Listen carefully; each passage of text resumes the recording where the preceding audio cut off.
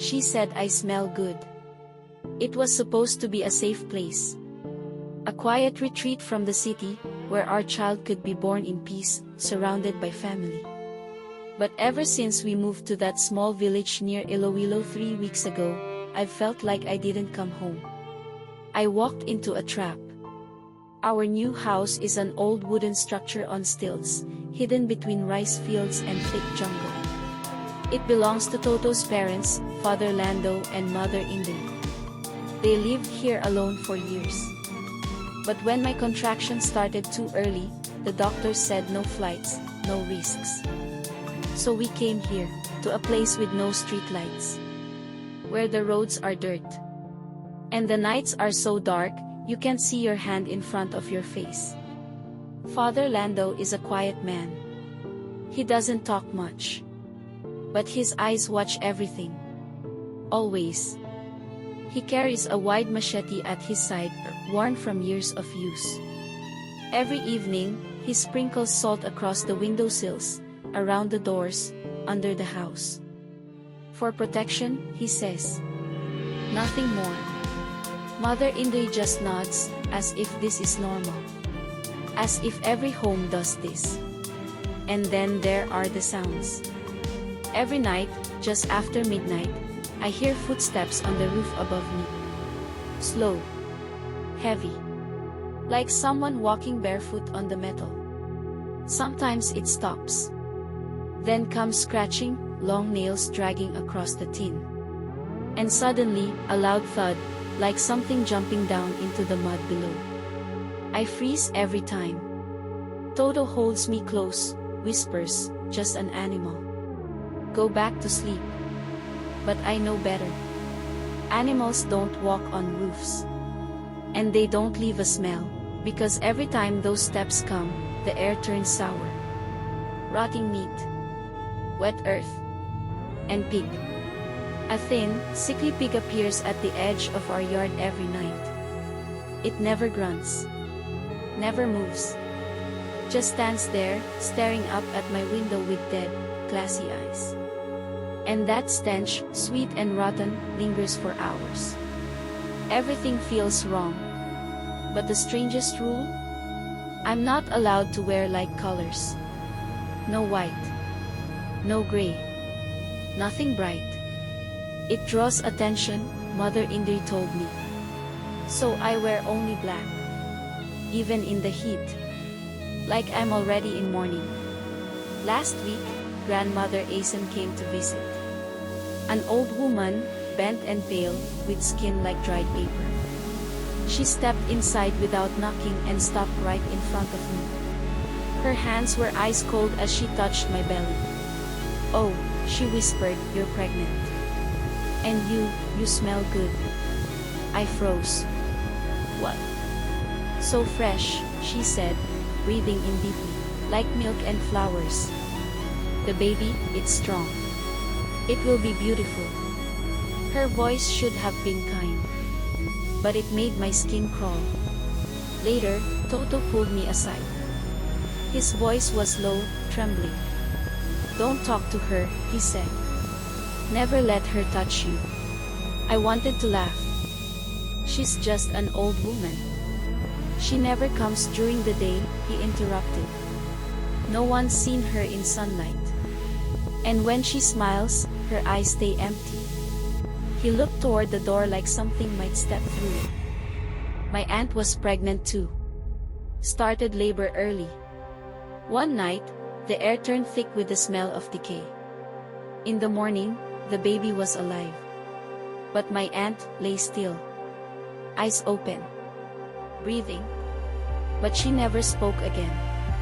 3 days later, she died. From the inside out. I felt sick. What does that have to do with her? She said the same thing, Toto whispered. You smell good. She touched her belly every day. After that, nothing was the same. He took a breath. They say she's not human. That she's been here for generations. She looks like a woman. Talks like one. But at night, she changes. She walks on roofs. She watches through cracks. Some say she has a tongue like a whip, long enough to reach into sleeping mouths. Others say she eats the liver of pregnant women while they dream. He lowered his voice. They call her an Aswang. The word hung in the air, sharp, ancient, wrong. And the pig? I asked.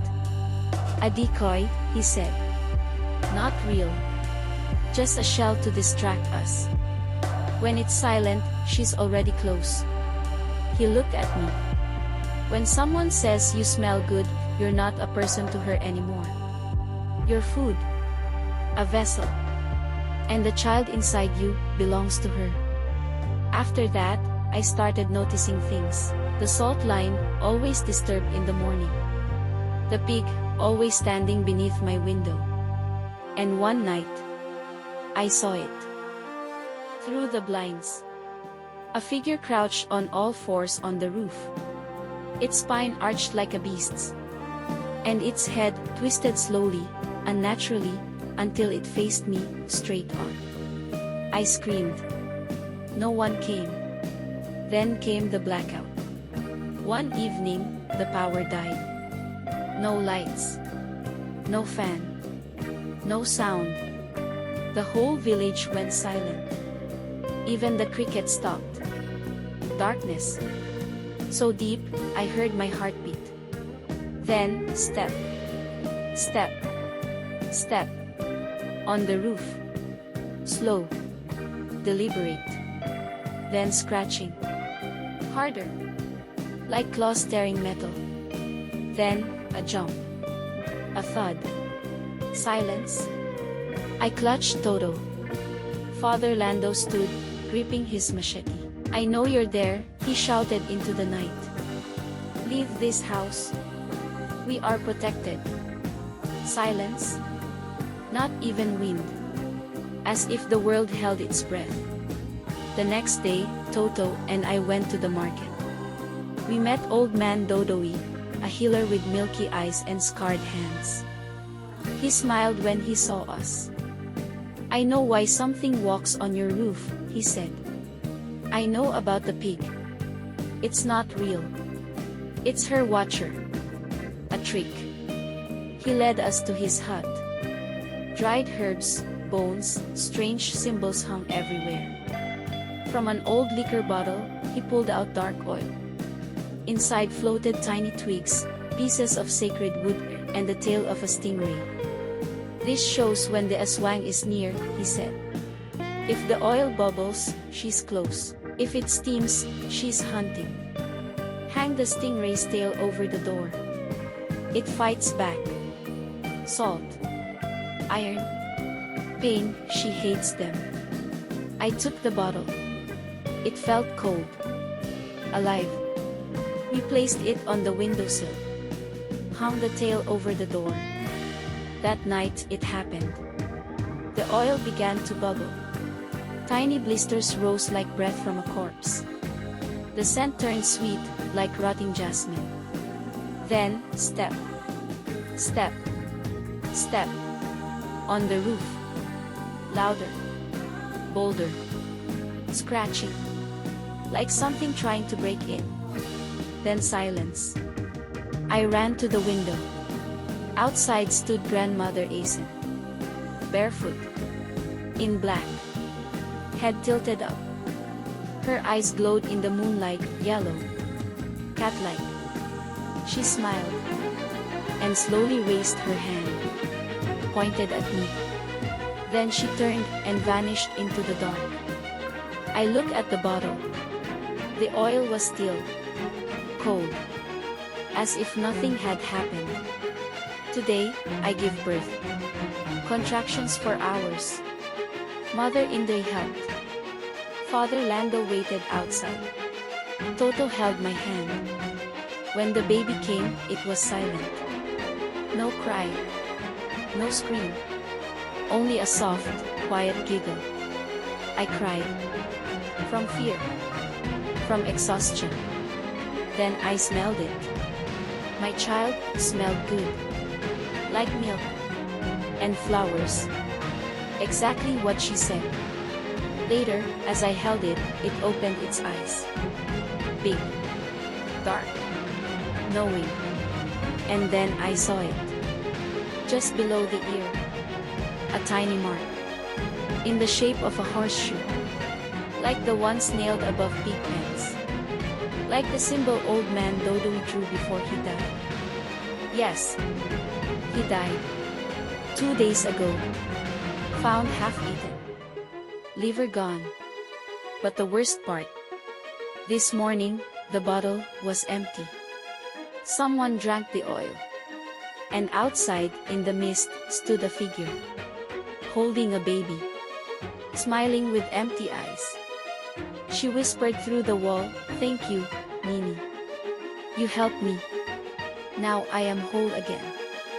I want to scream. But I can't move. Because now I know, I was never the mother. I was only the vessel. And the child, laughing in my arms, is not mine.